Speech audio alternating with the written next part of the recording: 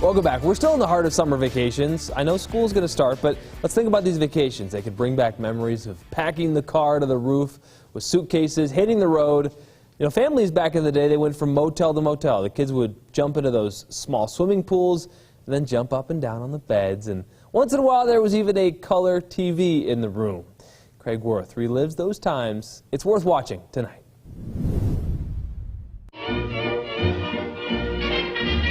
Ah, those great automobile trips. You packed the car full of folks and you went out on the open road. It was long before seat belts and well before common sense, we have discovered. The state encouraged road trips, probably wouldn't do these promotional films like this today. And every bit as important as the scenic wonder was the wonder of a scenic motel each night. For this was the era of the new motor inn, motor lodge, motor court, motor hotel, where, wow, you drove to your own room. How cool is that? Oh, it wasn't cheap, such as when you went to St. George, that little town of 4,500 folks. Now you had to pay up to $3 a night. Whoa! In 1952, there were 60,000 auto-based motels in the car-driven vacation industry.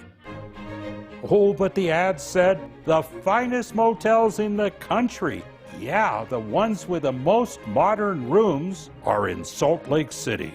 There were dozens and dozens of ma-and-pa type places, most either on State or Main or on North Temple, places where people drove into the city on both sides of the street as you came into town. Now, items such as air conditioning, wall-to-wall carpeting, telephones, and television sets are considered standard equipment. Then came coffee shops and restaurants, such as at Covey's New American, of course now the Little America, and the World Motel and the Restaurant Tiagra, as well as the beautiful Se Rancho and the Broiler Cafe. Then by the late 50s, it was no longer just ma and pa, it was the big time. More than 1,200 Holiday Inns have opened up all around the world. And everyone does more to make you welcome.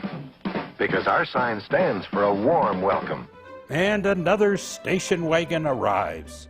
In Salt Lake, the Hotel Utah announced it was building America's finest motor lodge. The foundations are excavated for a new motel to be operated by the Hotel Utah.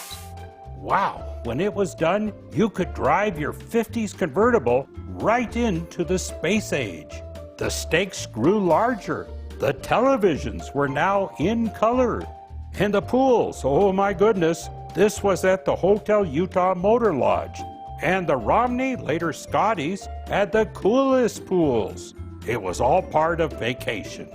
The motels and their modern 50s rooms, chairs, and soft mattresses that were perfect for jumping on them as a kid, with bright motel signs out the window. All at the Motor Inn, Motor Court, Motor Lodge, Motel.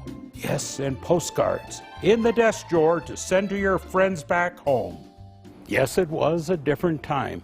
You know, I remember driving into Salt Lake City over 50 years ago in this, my 1960s car, and just like everybody else who drove into the city in their 60s cars, you couldn't help but notice there were about a zillion motels on every road leading into the city.